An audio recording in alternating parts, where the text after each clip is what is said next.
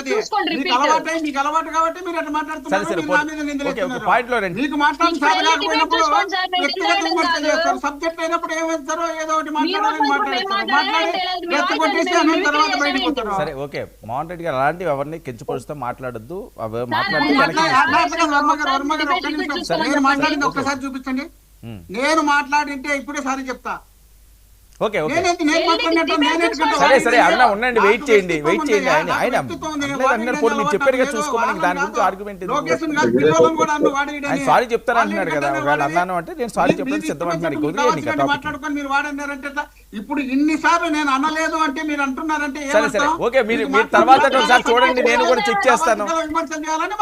సరే నేను చెక్ చేస్తాను, మీరు తర్వాత చెక్ చేయండి. ఆవిడ అంత కాన్ఫిడెంట్ గా చెప్తారు కదా. సరిపోయి కదా, నేను చెప్పిన తర్వాత ఆ మాట అంటే సరిపోయి కదా. సరే సరే ఓకే ఓకే. మరి నా ఇట్టటోళ్ళు కూర్చోబెట్టారంటే నీ ఎట్టటోళ్ళు కూర్చోబెట్టారు, రాష్ట్రం మొత్తం అంటారు నీ గురించి ఏం మాట్లాడినావు అనేది. నా ఎట్టటోళ్ళు కదమ్మా, నీ ఎట్టటోళ్ళు కూర్చోబెట్టారని డిబేట్ చూసిన వాళ్ళంతా అడుగుతుంటారు.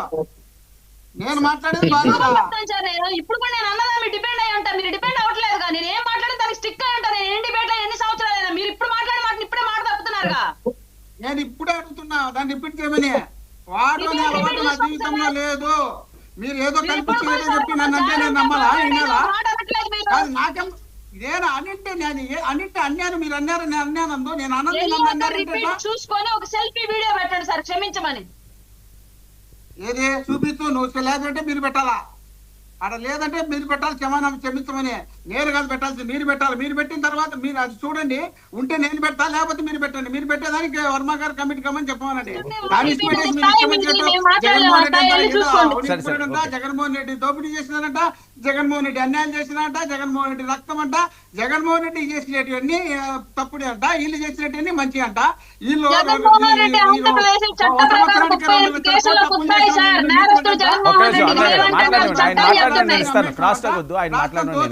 రాష్ట్రం సర్వనాశనం చేసినామంట.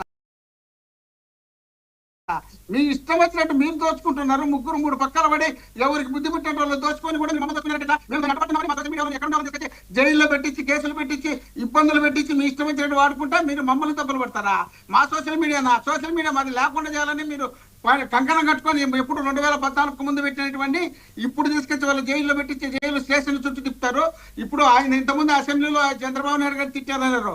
మొన్న తిట్టినది భారతమ్మను మర్చిపోయినారైతే, మొన్న తిట్టినది సినిమాలో మనం మర్చిపోయినారా? మరి రీసెంట్ గా ఈ మధ్య కూడా తిట్టారు, వీళ్ళు మర్చిపోతున్నారా? మీరైతే ఆడోళ్ళు, మా వాళ్ళైతే ఆడోళ్ళు కదా. మీరైతే రోజమ్మ తిట్టింది మర్చిపోతారా? మీరు రజనీ గారిని తిట్టింది మర్చిపోతారా? మీ ఇష్టం వచ్చినట్టు మీరు తిట్టచ్చు, మీరు ఏం మాట్లాడినా కూడా చెల్లుతుంది. మేము మాట్లాడితే చల్లదాం. మేము మాట్లాడినారని మాకు లేని కల్పించి మా మీద నిందలేసి మీరు పప్పం గడుపుకుంటారు. ఇది మీ అలవాటు. కావాల్సి కల్లా మేము తప్పుడోళ్ళమని మీరు మంచి వాళ్ళని మీరు సర్టిఫికేట్ ఇచ్చుకుంటారు. ఓకే ఓకే అరుణ గారు ఏంటి, ఎందుకంటే రోజా గారిని రజనీ గారిని వీళ్ళందరినీ కూడా నోటుకొచ్చినట్టు మాట్లాడతారట. అధికారంలో ఉన్నప్పుడు నోటు వదరబోతు మాటలు మాట్లాడింది వాళ్ళే, అధికారం పోయాక కూడా నోటు వదరబోతు మాటలు మాట్లాడుతుంది వాళ్ళే. అసలు సోషల్ మీడియాలో అబ్యూజింగ్ అనేటువంటి కంటెంట్ తీసుకొచ్చింది టీం జగన్ అన్న అని, టీం